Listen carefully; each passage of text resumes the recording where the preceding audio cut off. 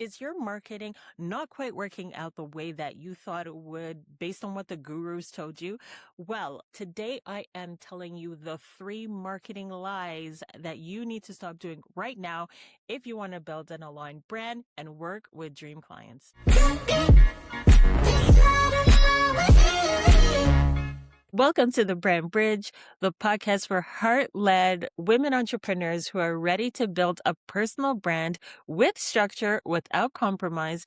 My name is Melissa, and today we are talking about the three marketing lies you need to stop falling for. There's so much marketing advice out there that sounds good and it sounds like it should work, but then when you try to implement it, it doesn't actually give you the results that you're looking for or that you're expecting.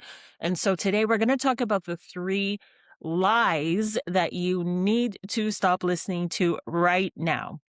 So the first one is just be consistent and you'll grow. This is such a common thing that you hear. You need to be consistent. You need to be consistent. And I mean, I'm sure I've said it too. Don't get me wrong. But we need to understand, what does that look like and what does that mean? So consistency isn't about frequency. And that's what we often think consistency means. It's about how many times you're going to post and when you're going to post and where you're going to post and all of these things.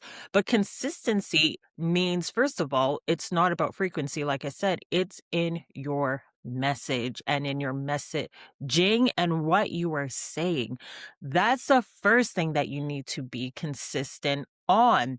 And so when we are building our brands, there's so many nuances to what we do. And we feel like I need to talk about everything and I need to show everything because my ideal client needs to know this and needs to know about that and needs to know all of the things, every single detail. And that's simply not true. Your ideal client just needs to know, what transformation do you bring with the service that you have? And building a personal brand allows them to see your perspective, allows them to see what you believe and your point of view and what you value and why you know what you're talking about and why you are the one that they need. And so consistency means that, who are you? Are you consistently showing up as the same person everywhere, like at every touch point? Are you being consistent with your message? Are you being consistent with your personality and what you're sharing and how you sound? That is the key to consistency. And of course, you have to show up consistently so that people can get to understand and see you and, get to know who you are so they can trust you. So yes, you need to also post consistently, but posting consistently just means to do it in a cadence that you can keep up with. So we get excited when we're building our brand. We get excited when we have a lot of ideas. And so we start posting every single day because we're so excited. And it's like, yeah, and I have this idea and I have this thought and I want to say this and I want to say that. And then we do it for 2 weeks. And then by the third week, we're like, "Oh, what should I post now?"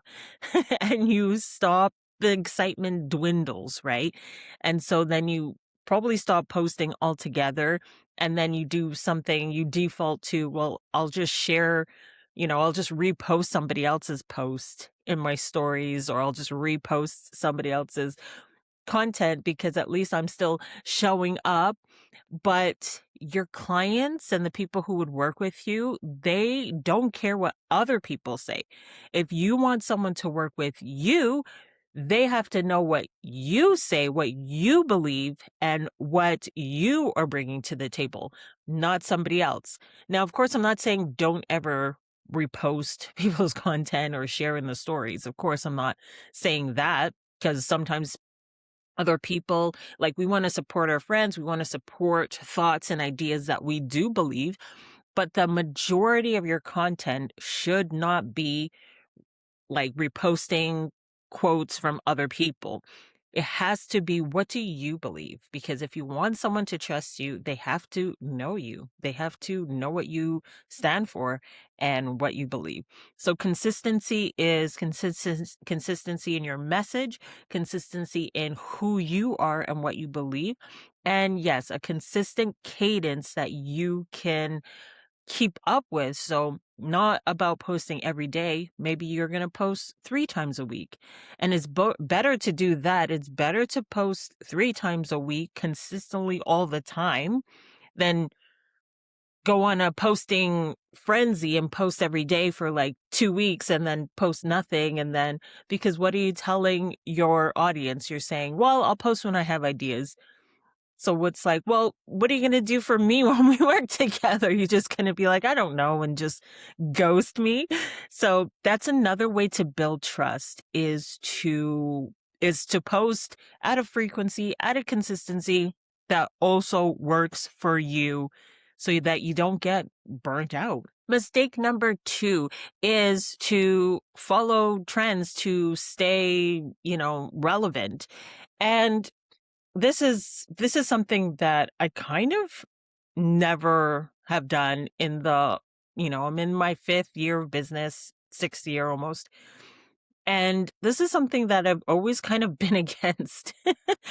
And maybe it's just like, maybe that's just some piece of pride in me. I don't know. But it's something that I've always kind of stood against, which is following trends. And I was always that person. I used to be a social media manager, and I was always posting the opposite to whatever was trending. Whatever was trending, I was talking about the opposite, because imagine you're in your feed and you keep seeing the same thing over and over again. It's boring, right? It's like, okay, I heard this before. I heard this in the last 10 reels that I saw, the last 10 posts that I saw. So to make myself stand out, I would post what wasn't trending. I would post really what I thought or what I believed, and I didn't follow trends. And I'm not saying it's bad to follow trends, but what I'm saying is it doesn't help you. It doesn't help you position yourself uniquely if you're just posting what everybody else is posting and doing your own version of it. It's not unique. And the thing is, people want to, yes, like I always say, people want to feel something familiar, but have a unique experience. And so, what unique experience are you bringing to your content, to your page, if you're just copying all the trends that are trending? Now, I'm not saying don't ever do it. You might find a trend that's really fun, that's really relevant, that really shows your personality. And I mean, go for it, do it. And, I'm raising my hand. I've done it a couple of times too. But what I'm saying is, don't let that be your main strategy. Just don't look for all the trends that are trending and then stop and then just do that. You have to show your perspective. You have to show something unique, and you have to show your story and your experience. That is what's going to draw the right people to you, the people that you are meant to work with. That will draw them in when you share your unique perspective, story, and not just always following the trends that everybody else is following. And the third marketing lie that you shouldn't be following, or not shouldn't follow, but that could really trap you, is to niche down as small as possible. Now, if you've been following me for a while, if you've seen other videos that I've done, you're probably thinking, Mel, isn't that your advice? Don't you tell me to niche down? And it could look like that on the surface, but I'm going to explain a little bit further about what I mean, because I do believe in niching down small. However, it's not about the niche. It's not about niching down. It's about specificity. And so I believe in specificity. I believe in trying to find that specific thing that you can talk about, that you can share, so that your ideal clients know that you are talking to them.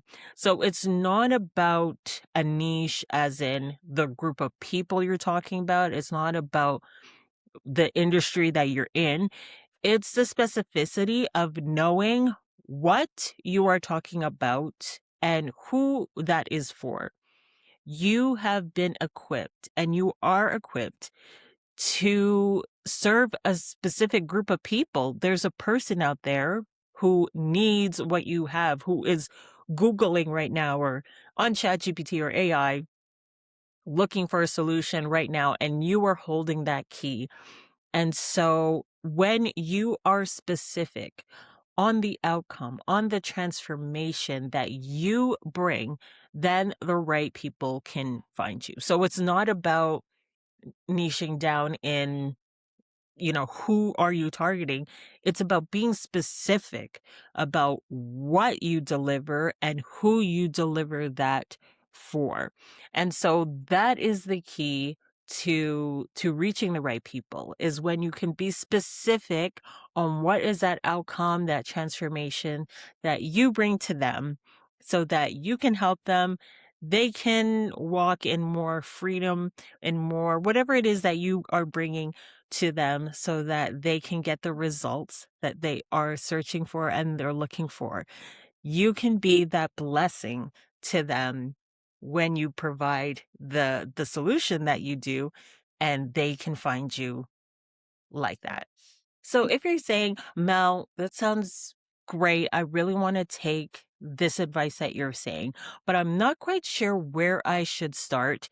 You need to drop down into the description and check out my free brand clarity quiz that will tell you your brand personality and give you the next step that you should take in order to build a personal brand and build a brand and a business that's aligned to who you are and who you serve.